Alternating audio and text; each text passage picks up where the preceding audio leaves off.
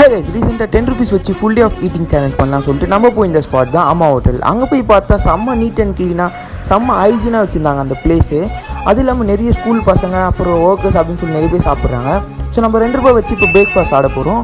So அங்கே போய் பார்த்தா 2 ரூபா வந்து 2 இட்லி வாங்கியிருந்தோம். 1 ரூபா ஒரு இட்லி சரின்னு சொல்லிட்டு சாப்பிட்டு பார்த்தா சொல்கிற அளவுக்கு ஆகாவுகான்லாம் இல்லை. ஸோ 2 ரூபாய்க்கு ஒர்த்து தான்.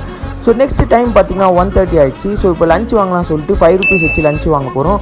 அங்கே போய் பார்த்தா லெமன் சாதம் தயிர் சாதம் அப்படின்னு சொல்லி நிறைய சாதம் வச்சுருந்தாங்க. நாங்கள் சாம்பார் சாதம் வாங்கியிருந்தோம். சரின்னு சொல்லிட்டு சாப்பிட்டு பார்த்தா சரியான காரம். அது இல்லாமல் அதுவும் 5 rupeesக்கு ஒர்த்து தான். ஸோ நம்ம வீட்டில் செய்கிற மாதிரி தான் அந்த வெஜிடபிள்ஸ் எல்லாமே போட்டுருந்தாங்க. நெக்ஸ்ட் டைம் டின்னருக்கு 3 rupees வச்சு நம்ம சாப்பிட போகிறோம். ஸோ 2 சப்பாத்தி வந்து 3 rupees சொன்னாங்க. சரி நான் அதை வாங்கி டேஸ்ட் பண்ணி பார்த்தா சப்பாத்தி நல்லா இருந்து, பட் சாம்பார் நல்லா இல்லை. எப்படியும் நம்ம 10 rupees சேலஞ்ச் கம்ப்ளீட் பண்ணியாச்சு. ஸோ ஃபுல் வீடியோ பார்க்கணும்னு நினச்சிங்கன்னா சேனலை செக் அவுட் பண்ணுங்கள், மறக்காமல் சப்ஸ்கிரைப் பண்ணிக்கோங்க.